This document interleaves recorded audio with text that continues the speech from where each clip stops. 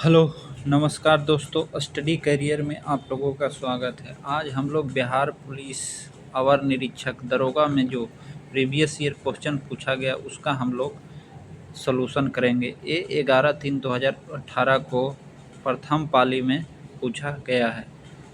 अब आते हैं क्वेश्चन नंबर 1। क्वेश्चन नंबर 1 में बोला है कि सत्रिया सत्रिया किस राज्य का शास्त्रीय नृत्य है। तो सत्रिया जो है ये असम का शास्त्रीय नृत्य है। मणिपुर का कौन सा है? मणिपुरी। उत्तर प्रदेश का कौन सा है? तो कथक नृत्य है। और आंध्र प्रदेश का कौन सा है? कुचिपुड़ी। कुचिपुड़ी लोक नृत्य है।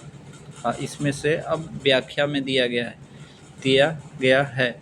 ये 2012 में इस टॉपिक से क्वेश्चन पूछा गया था, उसी का सिम रिलेटेड पूछा है। इसमें से असम को शास्त्रीय नृत्य असम का सत्रिया है। सत्रिया नृत्य शैली का विकास कब हुआ था? तो 15वीं सदी के अंत में संत शंकर देव के द्वारा किया गया था। अगर क्वेश्चन पूछेगा कि सत्रिया नृत्य का विकास का श्रेय किसे जाता है, तो संत शंकर देव को जाता है। या 9 मुख्य भारतीय शास्त्रीय नृत्य परंपराओं में से एक है। भारत में कुल कितने शास्त्रीय नृत्य है? तो 9 है। अब आते हैं भारतनाट्यम यह मुख्य रूप से दक्षिण भारत तमिलनाडु के शास्त्रीय नृत्य है। इस नृत्य को सबसे प्राचीन नृत्य माना जाता है। भारतनाट्यम जो है भारत का सबसे प्राचीन नृत्य है। इस नृत्य को तमिलनाडु में देवदासियों द्वारा विकसित व प्रसारित किया गया था। कौन से नृत्य को? तो भारतनाट्यम नृत्य को। अब इसके कलाकार के बारे में आते हैं।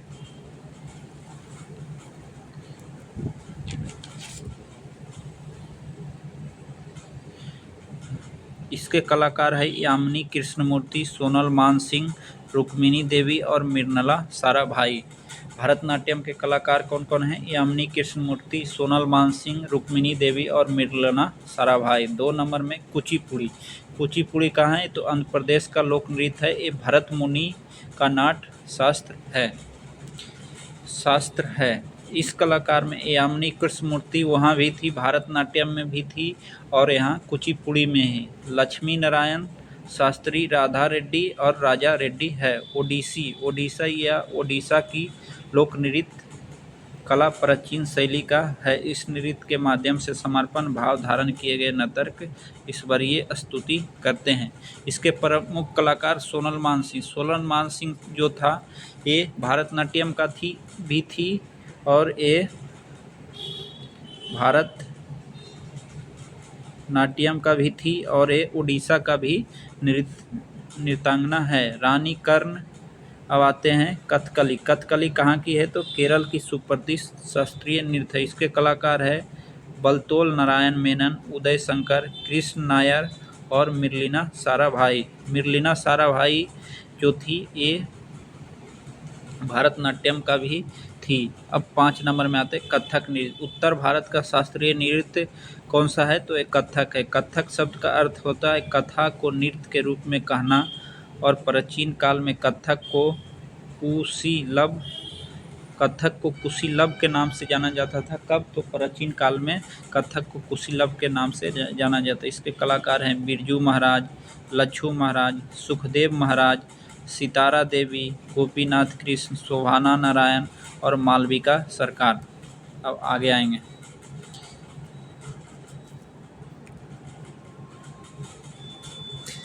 फिर बोला गया है मणिपुरी या भारत का प्रमुख शास्त्रीय नृत्य है। इसका नाम उत्सवित मणिपुर के नाम पर पड़ा है। ये हिंदू वैष्णव प्रसंगों के आधार पर आधारित है, जिसमें राधा और कृष्ण के प्रेम प्रसंग प्रमुख है। अगर क्वेश्चन पूछेगा कि राधा और कृष्ण के प्रेम प्रसंग का प्रमुख किस नृत्य में मिलता है, तो मणिपुरी नृत्य में होगा। ये आमली सिंह, अतंब सिंह, नल कुमार सिंह, सविता मेहता, कालावती देवी, झावेरी बहनें और गोपाल सिंह। झावेरी बहनें ये भी आए हैं। पूछता है कि झावेरी बहनें किस नृत्य से संबंधित है, तो ये मणिपुरी नृत्य से हो जाएगा। अब आते हैं 7वां मोहिनी अट्टम। यह केरल की 2 शास्त्रीय नृत्यों में से एक है जो अभी भी काफ़ी लोकप्रिय है। मोहिनी अट्टम शब्द मोहिनी शब्द से बना है। मोहिनी का रूप हिंदुओं में देव भगवान विष्णु ने धारण किया था ताकि बुरी ताकतों के ऊपर अच्छी ताकत को जीत सके।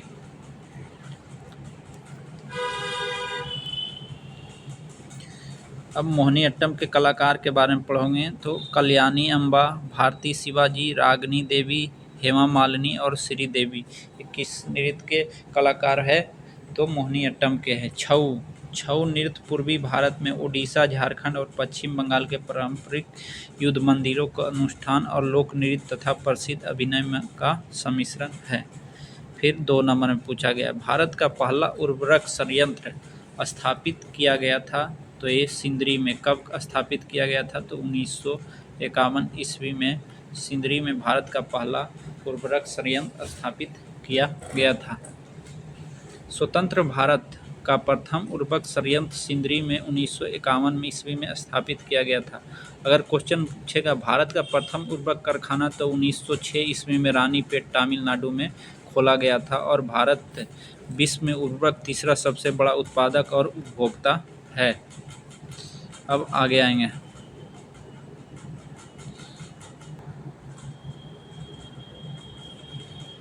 फिर बोला है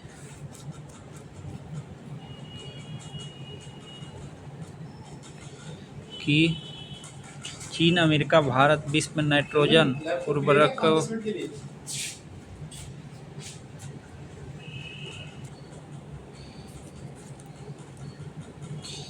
तो 19 हम लोग थे कि भारत का प्रथम उर्वरक कारखाना 1906 में रानीपेट तमिलनाडु में खोला गया था। भारत विश्व का तीसरा सबसे उर्वरक उत्पादक और उपभोक्ता देश है। चीन, अमेरिका एवं भारत विश्व में नाइट्रोजन युक्त उर्वरकों का मुख्य उत्पादक देश है। पोटेशियम फर्टिलाइजर पर भारत पूरी तरह आयात किया जाता है। भारत में सहकारी स्वामित्व वाले पहले उर्वरक कारखाना 1951 में सिंदरी तत्कालीन बिहार में स्थापित किया गया था। उर्वरक कारखानों के लिए नेफ्ता, कोक, भट्टी गैस, हाइड्रोजन और प्राकृतिक गैस, रॉक फॉस्फेट, जिप्सम आदि कच्चा माल का प्रयोग किया जाता है। बल्लारपुर इंडस्ट्री लिमिटेड कागज और कागज उत्पाद क्षेत्र की कंपनी यह महाराष्ट्र में स्थित राजमुंद्री गोदावरी नदी के तट पर आंध्र प्रदेश में स्थित है। राजमुंद्री में क्या है? तो तंबाकू अनुसंधान केंद्र राजमुंद्री में स्थित है। क्वेश्चन नंबर 3 में बोला गया है। क्वेश्चन नंबर 3 में बोला गया है कि किसी तत्व के समस्थानिक से तात्पर्य है। समस्थानिक, स्थान का मतलब क्या होता है? स्थान समान, जिसका स्थान दोनों समान हो, मतलब कि परमाणु क्रमांक समान हो। उस तत्व के परमाणु द्रव्यमान संख्या अलग अलग हो, वही हो जाएगा।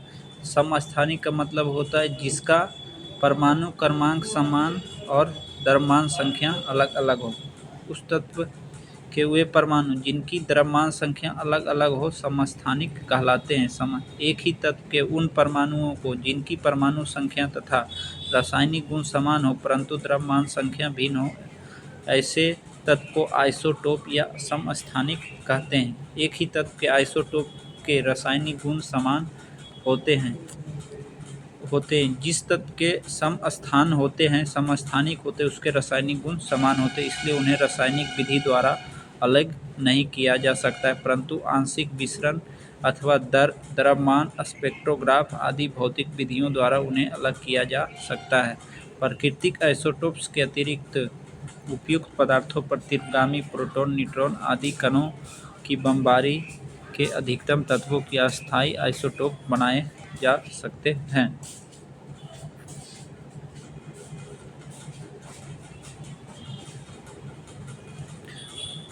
अस्थायी इन्हें कृत्रिम रेडियो एक्टिव आइसोटोप कहा जाता है।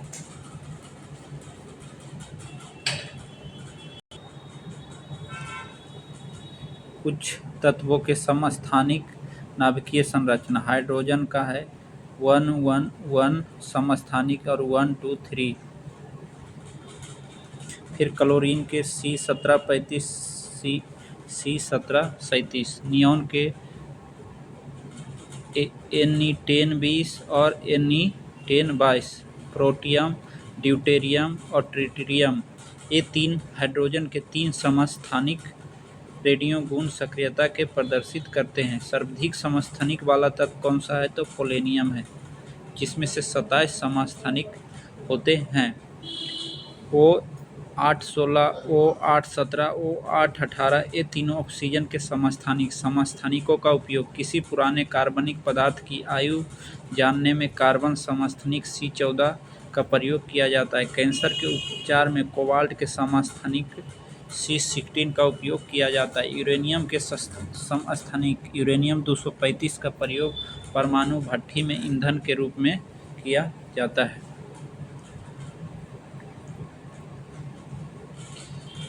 अब आते हैं, फिर बोला गया है घेंघा रोग के इलाज के लिए आयोडीन के समस्थानिक I131 का प्रयोग किया जाता है। समभारिक मतलब जिसका भार समान हो, द्रव्यमान समान हो। तत्व के परमाणु जिनकी द्रव्यमान संख्या समान किंतु परमाणु संख्या असमान होते हैं समभारिक कहलाते हैं। आर्गन 18, 40 और आर्गन कैल्शियम 20, 40, इन दोनों के परमाणु द्रव्यमान समान है, इसलिए ये समभारिक हो जाएंगे। हाइड्रोजन 13 और हीलियम 23, इन दोनों के परमाणु द्रव्यमान समान है, इसलिए समभारिक हो जाएंगे। समन्यूट्रॉनिक, समान न्यूट्रॉन वाले परमाणु को समन्यूट्रॉनिक कहते हैं। इसके लिए परमाणु संख्या Z तथा परमाणु द्रव्यमान ये दोनों मान लिए जाते हैं, लेकिन A-Z मान समान होता है। अब आएंगे क्वेश्चन नंबर 4 में।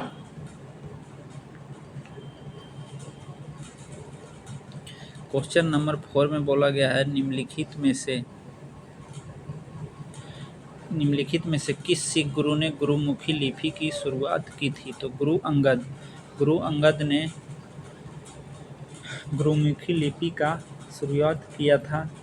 इन्हें गुरु नानक द्वारा प्रारंभ की गई लंगर व्यवस्था को अस्थायी बना दिया। गुरु नानक ने लंगर व्यवस्था, संगत एवं पंगत व्यवस्था स्थापित किया था, जिसे इन्होंने अस्थायी कर दिया। सिखों के प्रथम गुरु नानक सिख धर्म के प्रणेता थे। इनका जन्म आधुनिक ननकाना साहिब कहाँ? पाकिस्तान में हुआ था। गुरु नानक का जन्म कहाँ हुआ था? ननकाना साहिब पाकिस्तान में हुआ था। कब? 15 अप्रैल 1469 ईस्वी को। सिख धर्म के 5वें गुरु अर्जुन देव को क्या? सच्चा बादशाह इनकी उपाधि ये अकबर के समकालीन थे। 1589 में इन्होंने अमृतसर सरोवर के मध्य हरमंदिर साहब का निर्माण कराया था। गुरु गोविंद सिखों के 10वें एवं अंतिम गुरु थे। इनका जन्म बिहार के पटना में हुआ था।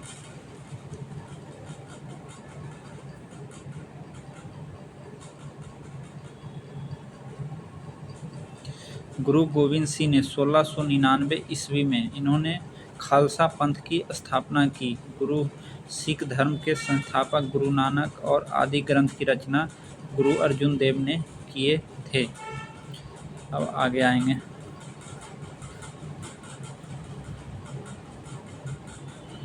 Question number 5। क्वेश्चन नंबर 5 में बोला गया है कि निम्नलिखित वक्तव्यों पर विचार कर सही उत्तर का चयन करें। इसमें बोला गया हिमालय से निकलने वाली नदियां बारहमासी होती है। हाँ, हिमालय से निकलने वाली नदियां बारहमासी होती है, क्योंकि हिमालय गर्मी में पिघलकर पानी नदी में आ जाता है। हिमालय नदियां का उद्गम स्रोत हिमानियों में स्थित है। हाँ, हिमानियों में स्थित है, इसलिए ए और आर दोनों सही है। आर ए का सही व्याख्या पुष्टि करता है। भारतीय अफवाह तंत्र में अनेक छोटी बड़ी नदियां शामिल है और ये बड़ी भू आकृतियों की उद्ध विकास प्रक्रिया तथा वर्षण की प्रकृति व लक्ष्यों के परिणाम स्वरूप उत्पन्न होती है। हिमालयी अफवाह के बारे में पढ़ेंगे। हिमालयी अफवाह तंत्र भूगर्भिक इतिहास से एक लंबे दौर से विकसित हुआ। इसमें मुख्यतः गंगा, सिंधु और ब्रह्मपुत्र नदियाँ द्रोणियाँ शामिल है। यहाँ की नदियाँ बारहमासी होती है क्योंकि बर्फ पिघलने व बरसात दोनों पर निर्भर रहती है। ये नदियाँ गहरे खड्डों गॉर्ज से गुजरती है जो हिमालय के उत्थान के साथ साथ अपरदन क्रिया द्वारा निर्मित होता है। महागड्ढों के अतिरिक्त ये नदियाँ अपने पर्वतीय मार्ग में भी आकार की घाटियाँ, क्षिप्रिकाएँ और जलप्रपात भी बनाती है। कोसी नदी, जिसे बिहार का शोक कहते हैं, यह मार्ग बदलने के लिए कुख्यात रही। यह नदी पर्वतों के ऊपरी क्षेत्रों में भारी मात्रा में अवसाद लाकर मैदानी भागों में जमा करता है। हिमालयी अपवाह तंत्र की नदियाँ। हिमालय अपवाह तंत्र अनेक नदी तंत्र है। निम्नलिखित तंत्र में है सिंधु नदी तंत्र।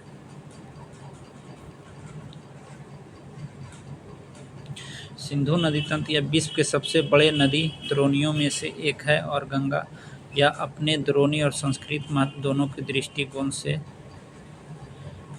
विकसित है। अब आते हैं क्वेश्चन नंबर 6 में। किसी भी राजनीतिक दल को राष्ट्रीय दल बनने के लिए कितने राज्यों का मान्यता जरूरी है? तो ये 4 राज्यों का मान्यता जरूरी है। किसी भी राज्य को राजनीतिक दल बनने के लिए 4 राज्यों की मान्यता जरूरी है।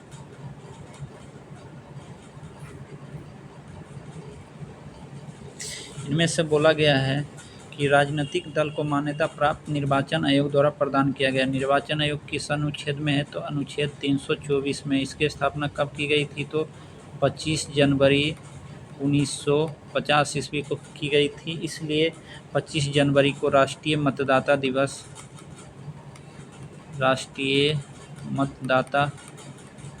25 जनवरी को मनाया जाता है। राष्ट्रीय दल का दर्जा हासिल करने के लिए आवश्यक शर्तें हैं। लोकसभा आम चुनाव अथवा राज्य विधानसभा चुनाव में किन्हीं 4 अथवा अधिक राज्यों में डाले गए कुल वैध मतों का 6% प्राप्त करना जरूरी है। इसके साथ ही साथ किसी राज्य या राज्य लोकसभा चुनाव आयोग में 4 सीटें जीतना अनिवार्य है। लोकसभा में 2% सीटें हो और एक कम से कम 3 विभिन्न राज्यों में हासिल हो। कम से कम 4 राज्यों में राज्य स्तरीय दल के रूप में मान्यता प्राप्त हो। अब आगे आएंगे।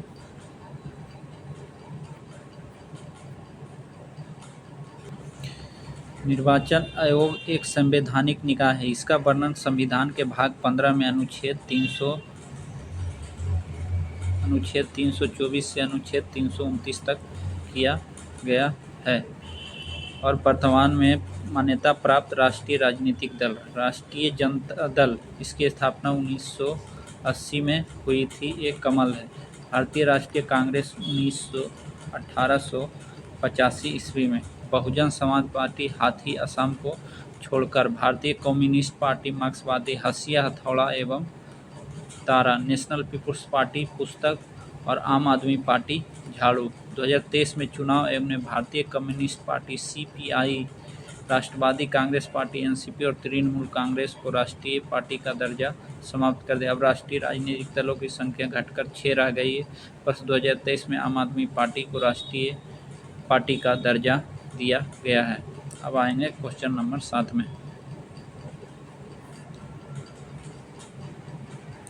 क्वेश्चन नंबर 7 में बोला गया है कि निम्नलिखित में से किस क्षेत्र में भारत का प्रथम सहकारी आंदोलन आरंभ हुआ था? तो कृषि ऋण के क्षेत्र में भारत में प्रथम सहकारी आंदोलन का आरंभ हुआ था। भारत में पहला सहकारी आंदोलन ब्रिटिश शासन के दौरान कृषि ऋण के साथ आरंभ हुआ था। भारत का पहला सहकारी आंदोलन का प्रारंभिक चरण 1904 से 1911 ईस्वी तक रहा। वर्ष 1904 में पहला सहकारी ऋण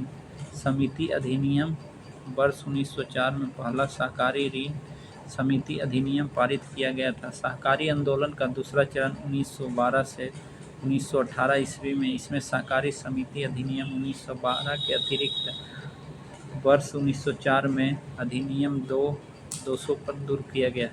निम्बो बागजो नामक बांध निम्नलिखित में से किस नदी पर स्थित है? तो ये सिंधु नदी पर निम्बो बागजो बांध स्थित है। निम्बो बागजो नामक एक बांध सिंधु नदी पर लद्दाख, जम्मू कश्मीर में स्थित है। कोयना परियोजना कोयना नदी पर महाराष्ट्र में स्थित है। ये दरोगा 1275 मेंस में पूछा हुआ है कि कोयना परियोजना कहाँ स्थित है। यह महाराष्ट्र की सबसे बड़ी बांध है जिसे 1920 मेगावाट बिजली उत्पादन करता है। इसका निर्माण 1863 ईस्वी में किया गया था।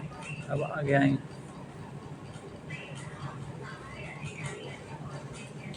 फिर बोला गया पेरियार, मुल्ला पेरियार बांध पेरियार नदी पर केरल में स्थित है। एक गुरुत्वीय बांध है। इसका जलाशय चारों ओर पेरियार राष्ट्रीय उद्यान है। भारत के कुछ महत्वपूर्ण नदी घाटी परियोजना। भाखड़ा नांगल परियोजना सतलज नदी पर भारत की सबसे बड़ी नदी घाटी परियोजना। पोंग बांध परियोजना ब्यास नदी पर क्रियान्वित किया गया। यह हिमाचल प्रदेश में। उकाई परियोजना ताप्ती नदी पर या गुजरात में स्थित है। और बाणसागर परियोजना सोन नदी पर स्थित है।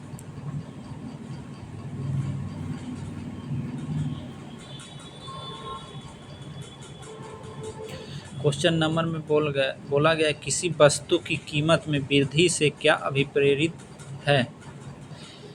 प्रेरित है तो मुद्रा के मूल्य में गिरावट और वस्तु के मूल्य में वृद्धि हो जाएगा। अगर किसी वस्तु की कीमत वृद्धि होती है तो मुद्रा के मूल्य में गिरावट हो जाएगा और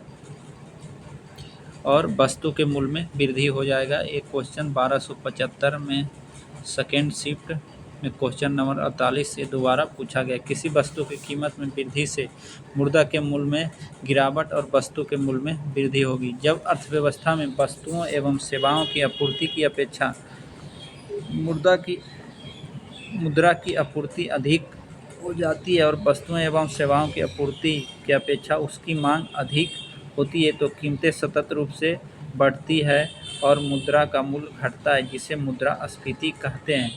जब कीमतें समान स्तर से लगातार वृद्धि होने लगती है तो वह मुद्रास्फीति अवस्था कहलाती है।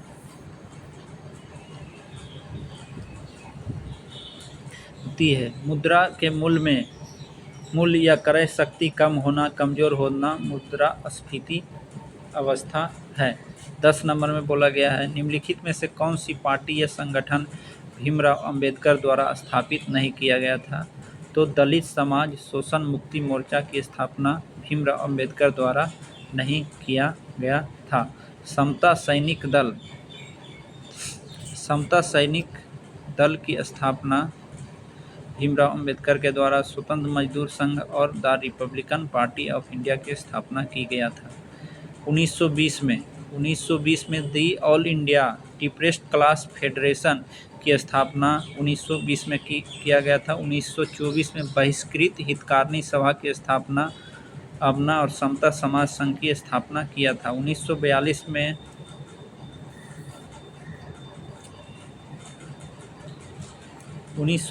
में अनुसूचित जाति परिसंघ की स्थापना किए थे। भारतीय रिपब्लिकन पार्टी और बौद्ध महासभा की स्थापना भी भीमराव अंबेडकर ने किया था। संस्थाएं और संस्था बनाने का अधिकार किस प्रकार का अधिकार है। तो ये है केवल नागरिकों के लिए सुनिश्चित स्वतंत्रता का अधिकार। संस्थाएं और संघ बनाने का अधिकार केवल नागरिकों के लिए सुनिश्चित स्वतंत्रता का अधिकार है। व्यक्तिगत स्वतंत्र सभी मौलिक अधिकारों में महत्वपूर्ण है। इसी के अक्षुण्ण बनाए रखने के भारतीय संविधान के अनुच्छेद 19 से 22 तक व्यक्तिगत स्वतंत्रता से संबंधित प्रावधान किए गए जो मौलिक अधिकार के भाग के मेरुदंड हैं।